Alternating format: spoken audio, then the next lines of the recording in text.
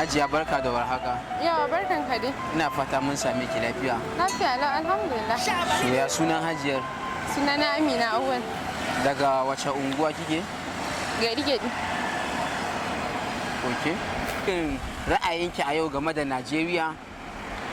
So gaskiya dai a yanzu Nigeria za a iya cewa but masu kuɗi da talakawa kowa yana suffering. Duba da yanayin rashin tsaro da ake ciki da talauci na harkar abinci da kuma rashin tsaro. Babban dai abin da ma yafi damun mutane shine rashin tsaro. Baka da kwanciyar hankalin yin tafiya daga wannan garin zuwa wannan garin. Unlike before a da zaka ga baka da wani matsala na security in ka zo yin tafiya ko wani abu.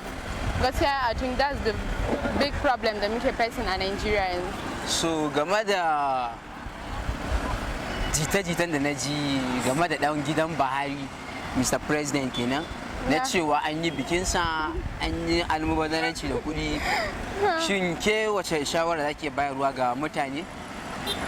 Gaskiya ni dai a yanda ake faɗar Buhari mai adalci ne, abin da na gani bai kamata a yi ba actually. Ya yi kuskure yanayin yadda aka yi barna kuɗi irin souvenirs ɗin da aka raba a wurin bikin, gaskiya is actually wrong. Abin da ya bai kamata ba. So gaskiya ne. Mun ji naki ra'ayin kenan. So game da harka bangare na tsaro, na ji nan ma wasu na faɗin cewa ɗan Najeriya ya kamata ya tashi ya kare kansa. So haka daidai ne? Sosai tunda gwamnati ta kasa kare mutane, kamata ya dama mutum ya kare kanshi mana. So no, kariyar da za mu ɗauki wuka ne ko kuma bindigogi shine zai ba mu? Ba wannan ba, wai ana nufin kai securing kanka kamar wurin da zaka je ka san akwai rashin tsaro sai kai zaman ka a gida.